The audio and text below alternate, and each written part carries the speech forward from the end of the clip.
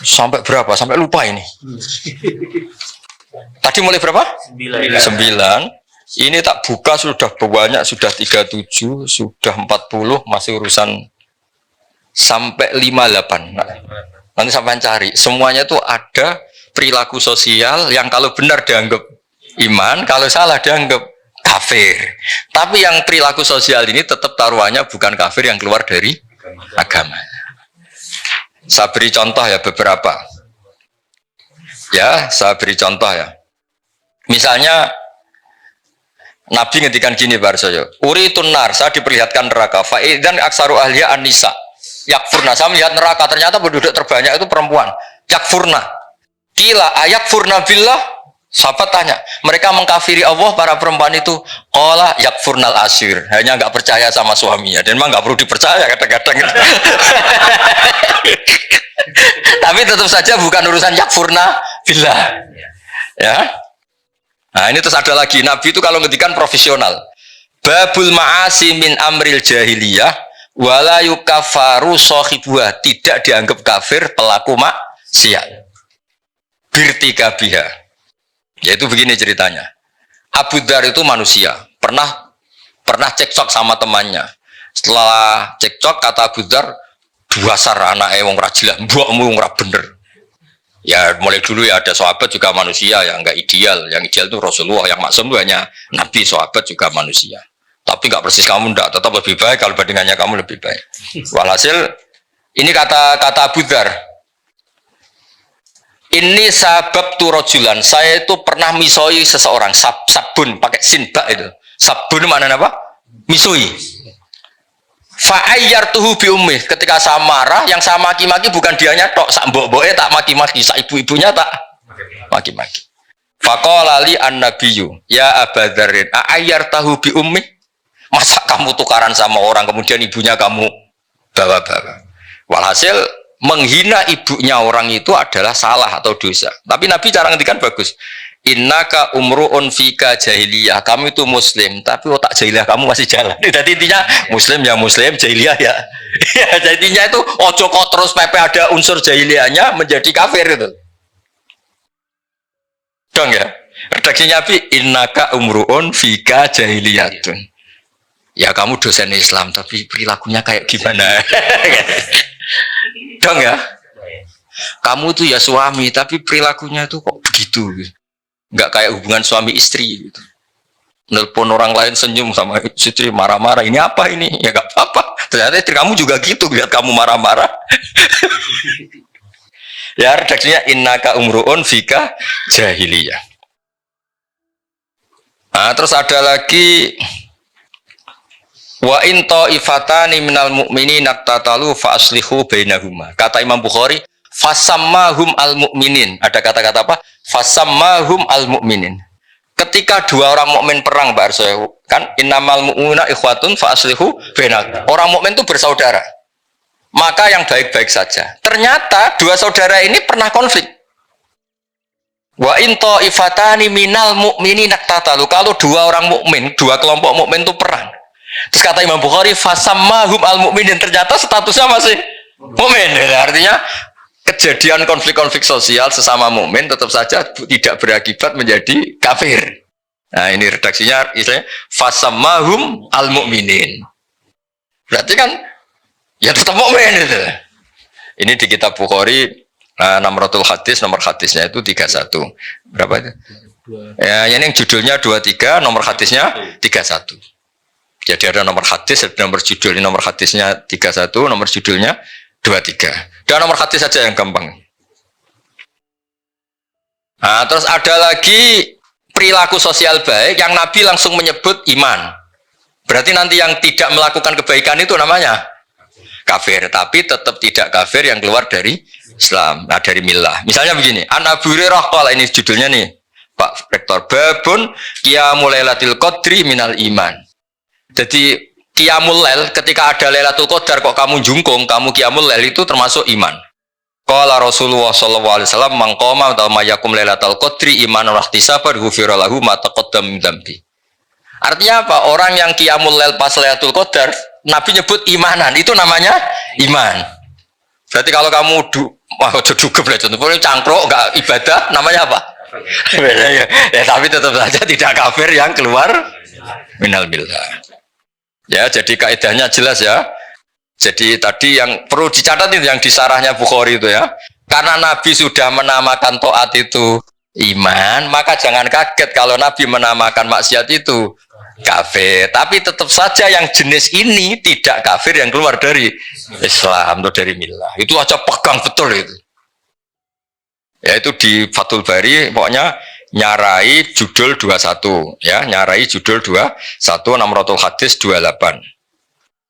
Terus bukti lagi kalau masalah iman dan Islam tidak sekedar keyakinan hati, Barso. Itu ada dawuh Nabi ditanya, "Ana rajulan sa'ala Rasulullah ayul islami khairun?" Islam terbaik itu apa? Nabi jawab itu masalah sosial. Tut'imu ta'a wa taqra'us salam alaman arota man lam ta'rif. Islam lu napa Nabi? Sanggrono wong keimangan, ketemu ya salam. Lah misalnya di mafhum mukhalafa itu kosok waliane. Berarti yang medit orang Islam kafir, ketemu wong glidam-glidam ra salam. Jadi maksudnya gini loh, kata Imam Bukhari, pokoknya yang kafir seru itu yang urusan menafikan Allah ya, mensyirikkan Allah. Tapi kalau perilaku sosial ya sudah kafir-kafir yang mengingkari nikmat atau perilaku itu mirip, tidak sampai hubungannya keluar dari apa? Islam. Nah sekarang mukadimah nanti sebab ini ngaji fikih sudah sebentar aja. Komen-komen biar gak nganggur. Oh. Terima kasih Gus Pak. Ini poin yang sangat penting karena ini juga menjadi semacam antitesis gitu. Karena saat ini kita sering menyaksikan banyak saudara-saudara kita yang dengan mudah mengafirkan orang lain, sehingga dengan mudah minna wa minhum, kira-kira seperti itu. Akhirnya apa? Sehingga akhirnya cerah, konflik, energi umat bocor yang seharusnya tidak perlu. Nah, dengan pemahaman seperti ini, jadi betul ada memang yang tidak sempurna imannya, tetapi bukan berarti itu kafir dalam artian keluar dari millah atau agama. Nah, dengan demikian tampaknya kita punya alasan yang kuat bahwa kita bisa merangkul semuanya, tidak kemudian mengkafirkan sesama muslim, sesama mukmin. Dan kalau ini dilakukan, insya Allah umat Islam menjadi lebih bersatu, energinya tidak bocor kemana-mana, dan saya yakin menjadi kekuatan yang luar biasa ke depan untuk tidak hanya untuk umat Islam, tapi untuk bangsa Indonesia, untuk kemanusiaan, karena kebaikan umat Islam tidak hanya internal untuk umat Islam, tapi untuk seluruh manusia. Nah, sehingga kalau di UII ada visi menjadi rahmat bagi semesta alam. Ini klop, cocok. Jadi dengan tidak mengkafirkan, insya Allah kita akan merangkul semuanya. Dan itulah sebetulnya pesan dari salah satu dari para pendiri Universitas Islam Indonesia yang sejak awal memang beragam pemikiran Islamnya. Dan semangat itu harus kita rawat sampai hari ini. Jadi UII ini hari ini dan hari depan. Hari ini dan hari depan. Nah, itu jadi hari dan hari depan. Karena UII itu adalah rumah besar keragaman pemikiran Islam.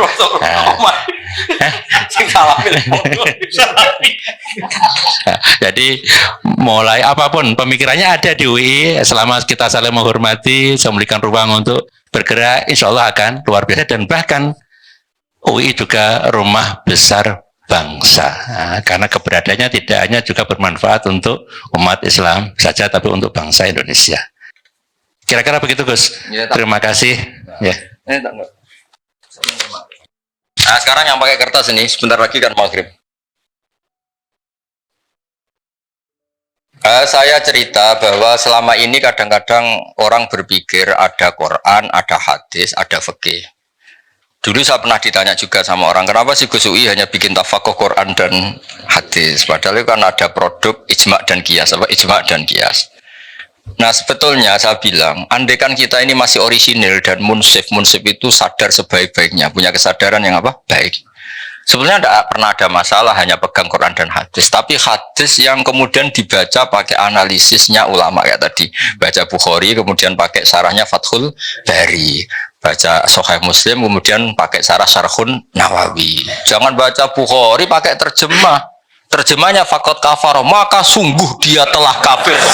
Wah, masa rektor UI kafir, masa saya ini termasuk dewan pembina UI Badan Wakaf, masa apa? Lucu kan Pak Arsoyo, masa gini khusus gini kafir, kan kasihan kan? Tapi dengan dibaca urut gini kan ternyata apa? Karena Nabi kadung menamakan kebaikan itu Islam. Islam yang baik gimana ya Rasulullah, ngasih makan orang yang kurang.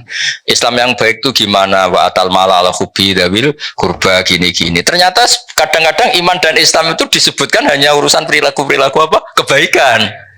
Nah, karena yang baik kadung dikatakan iman, otomatis yang buruk dikatakan kafir, tapi tidak se ekstrim kafir yang keluar dari Islam atau dari agama. Clear ya?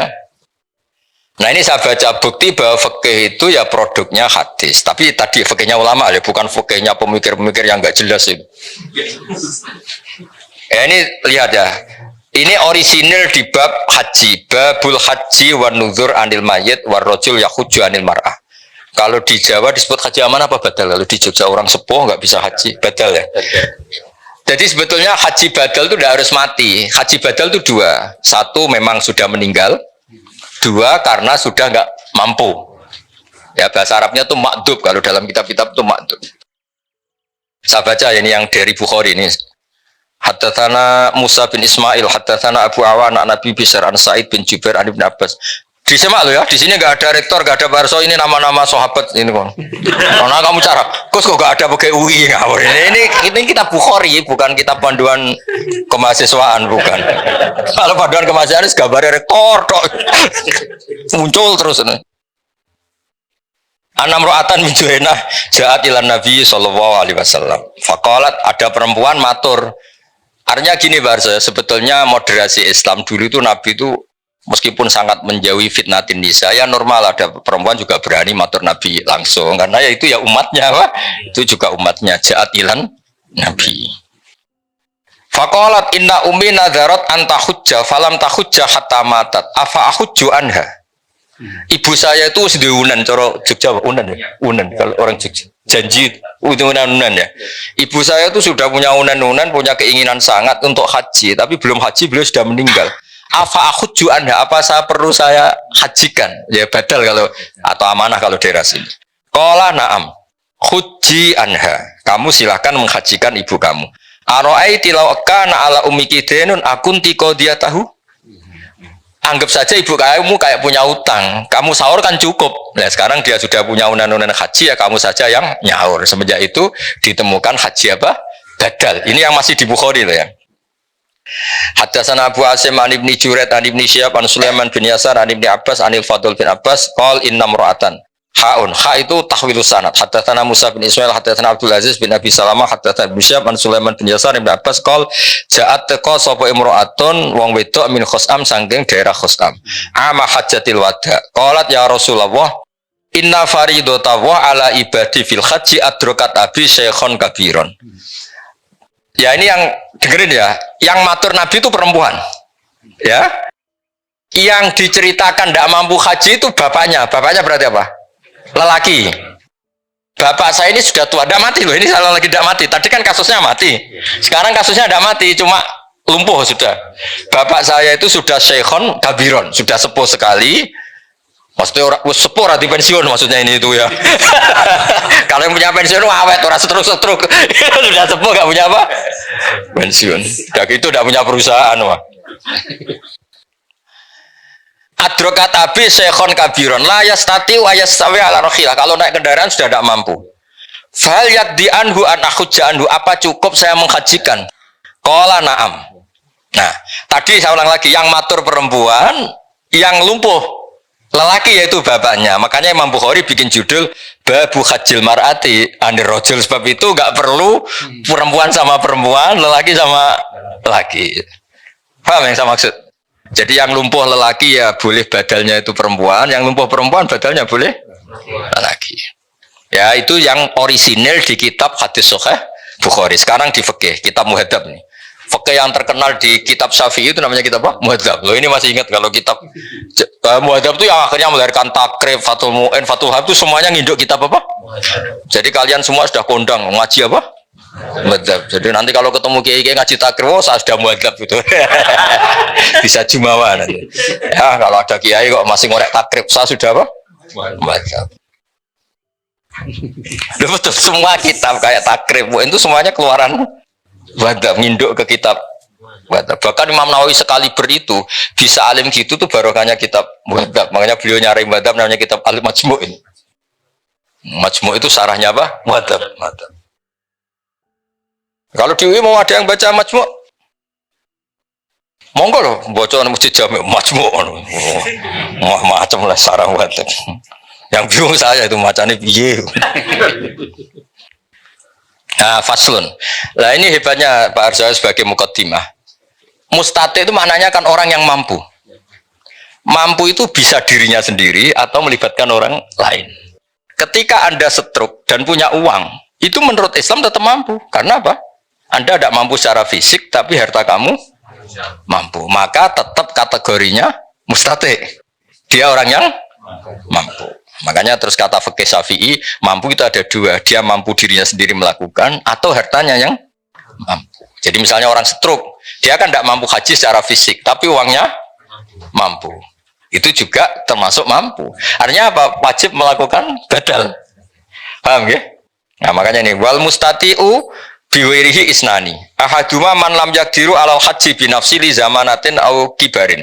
Walahu malun yadfa'u ila man yakhujju anhu fayajibu ali fardul haji. Li'annahu yakdiru ala adail haji biwirihi kama yakdiru ala adaihi binafsi fayalzamuhu fardul haji. Jadi dia secara fisik tidak mampu tapi keuangannya mampu, maka wajib nyewa orang supaya menghajikan dia. Nah, kedua wasani man lam yakdiru ala haji binafsi wali salahu malun. Yang kedua agak masalah, dia ya tidak punya uang, kemampuannya ya ndak, tapi punya anak yang toat yang menawani dia dibadali. Jadi dia uangnya gak cukup, fisiknya juga gak cukup, tapi wali salahu malun walakin lahu waladun yuti'uhu idza amarahu bil haji fayungdharu fi fa in kana al walad muttati'an bizat warrakhilah wajib al hajju wa yalzamuhu ayyamural walad bi adaihi anhu li annahu qadirun ala adail haji bi waladi. Jadi misalnya ya ini misalnya bapaknya Pak Fatul Wahid kok belum kaji, punya anak rektor. Wah, rektor kan sudah anggap wong sugih. Itu wajib ngongkon. Kajen aku. Ini kasusnya. Jadi dia nggak mampu secara fisik, keuangannya juga nggak mampu. Tapi punya anak yang secara fisik dan keuangan mampu. Maka orang tua ini wajib menyuruh anaknya menghajikan dia. Clear ya? Dan itu alhamdulillah Barso di Jawa itu luar biasa. Antusias masyarakat. Saya sudah lupa diceritani Mbah Mun, setiap musim haji itu minimal yang titip itu 30-40. Bapak juga sama, semua kiai-kiai ya. Semuanya kan bawa titipan kaji amanah. Kalau di sini asmanya kaji amanah. KBH juga sama ya, banyak ya, di mana-mana banyak dititipi apa haji apa. Dan rata-rata yang nitip itu bukan yang haji. Bapaknya lumpuh, nyuwun sewu miskin orang kampung, yang nitip anaknya yang sudah sukses di kota atau jadi rata-rata ya peserta ya. Anak itu harus bayari. Nah itu alhamdulillahnya gini, fikih ini sudah jadi perilaku sosial. Maksud saya itu sudah jadi takbir roh, tapi sudah sosial. Iya, saya tuh masih ingat kalau ada orang meninggal kaya Pak Arso ya, meninggal kaya, mesti bapak saya Mbah Mun itu mesti cerita.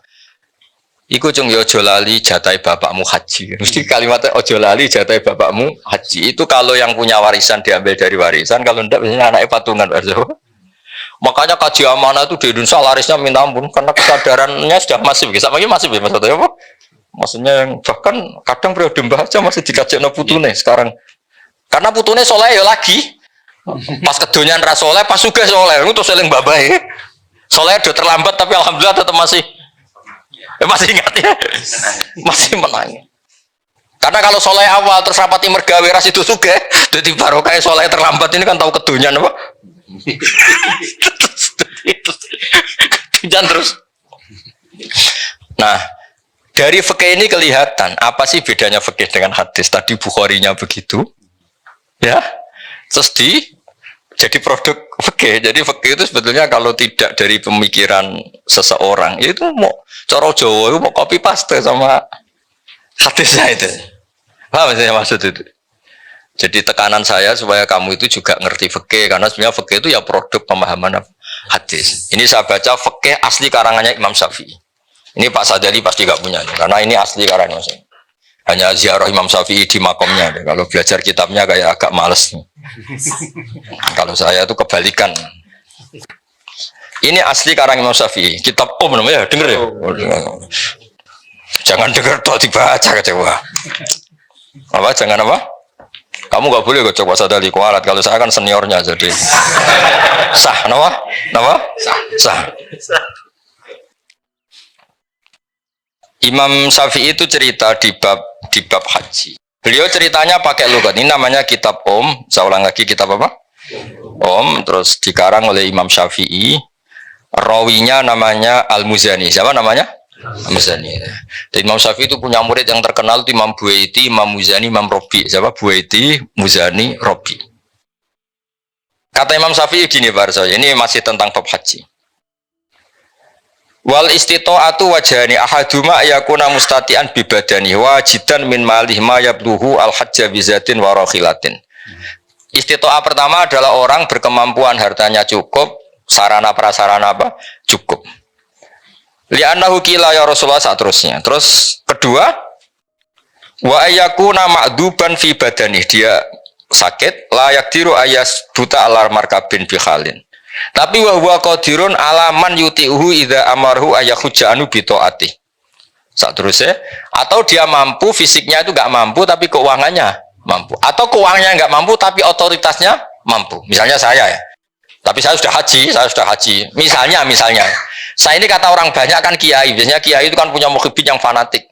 Andai kan saya enggak mampu haji, masa nyuruh Pak Fatul Wahid enggak mau, kan mesti nurut itu. Kayak Mursyid Thariqah misalnya sakit stroke.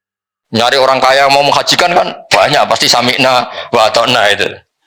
Jadi itu juga menjadikan berstatus ya, karena ada orang yang pasti nurut. Lah hebatnya Imam Syafi'i, makanya beliau dikatakan ahlul lughah. Hebatnya Imam Syafi'i ngendikan gini. Ya tadi kan kata kuncinya apa? Haji wajib bagi mustati. Orang yang mampu apa? Haji itu wajib bagi mustati. Ini unik banget, kata Imam Syafi'i unik. Wa ma'rufun min lisanil arabi ayyakular rajulu ana mustatiun li an abniyadari au akhi tasawbi yakni bil ijarah au biman yutiuni. Misalnya gini, ada orang lumpuh tapi kaya raya. Ya saya ulang lagi, ada orang lumpuh tapi terus ditanya sama orang, kamu bisa bikin rumah tingkat 3? Mesti jawabnya bisa. Padahal dia sendiri sudah tidak bisa nyekel cetok, nyekel pacul, nyekel cangkul. Tapi keuangannya cukup. Itu secara bahasa juga bilang anak mustati. Saya mampu. Jadi ada orang lumpuh ditanya, kamu mampu bikin rumah tingkat 3? Dia mesti jawab mampu kalau keuangannya mampu. Artinya apa? Maka terus beliau ini Pak wa ma'rufun min lisanil arab. Jadi secara kebahasaan ketika orang bilang anak mustatiun li an abniyadari, sebenarnya orangnya tidak harus mampu secara fisik, tapi keuangannya cukup. Nah, cukupnya bisa nyewa, yakni pilih jaroh, nyewa orang lain, atau nyuruh orang yang loyal. Biman yutiuni itu kayak bahasa ya cara bahasa sekarang itu yang loyal. Misalnya saya nyun sewu kalau di Jawa itu yang loyal banget biasanya Mursyid Thariqah ya kalau di Jawa. Mursyid Thariqah ra di duit. Tapi nek mau kon gawe gedung go jamaah kan nenteng. Nyuruh donatur kan orang-orang yang punya pengaruh besar kan kadang tidak punya uang tapi nyuruh donatur satu bikinkan gedung itu kan bisa. Ya apalagi di mau dikon genti apa haji, apalagi di sana mukimin sewa haji itu mulai yang harga berapa saja ada. Biasanya berapa sewa haji itu sekarang 8 juta. Itu sudah meyakinkan. Keluar sertifikat enggak yang meyakinkan belajar cara saya gitu. Berapa? 8 jutaan ya. Betul. Ya jadi ini apa termasuk amal UI lah supaya kita tidak mudah takfiri tadi. Ya ternyata kata-kata kafaro yang di hadis Nabi itu kadang perbandingannya kayak la in syakartum lazidannakum wa la in kafartum. Jadi tidak usah ekstrim banget. Nah, yang terakhir saya beri analogi ini pasti benar, bukan mungkin benar tapi pasti benar. Analoginya gini, ya tadi misalnya ada orang yang sewu di Indonesia itu korupsi atau koruptor atau dia jambret atau kan dia tetap orang Indonesia, kita penjara di Indonesia, kita kasih fasilitas makan juga dari ini karena dia masih mengakui warga apapun dia melanggar etika, melanggar aturannya kita anggap pidana saja. Tapi tetap orang Indonesia. Tapi kalau dia sudah benci Indonesia, ingin keluar dari warga Indonesia, mengganti KTP-nya, mengganti kewarganegaraan, itu baru bilang kita kafir gitu. Maksudnya mengkafiri Indonesia gitu. Sama ketika Anda menentang Allah, menentang eksistensi Allah, itu kafir beneran itu. Apa kafir? Tapi kalau kita hanya salah sebagai manusia, ya biasa saja. Rabbana dzalamna anfusana, tapi itu tidak terus apa? Ya kira-kira gitulah. Jadi konteksnya apa lah gitu. Ya kalau ya mungkin gitu ya, ya perilaku lah. Misalnya kamu punya anak agak-agak nakal sedikit, misalnya minta motor gak dituruti, sadol Tegal beli motor, mungkin kan masih mendingan. Tapi kalau bilang saya rugi punya bapak kamu, aduh, kan parah kalau itu kan. Ya Allah, kalau di bapak ini gitu, ya Pak Arja kan beda, sama-sama salah tapi kan, jangan salah yang sampai gitu maksudnya itu. Jadi artinya salah kok sampai menolak eksistensi yang punya alam raya ini kan parah apa?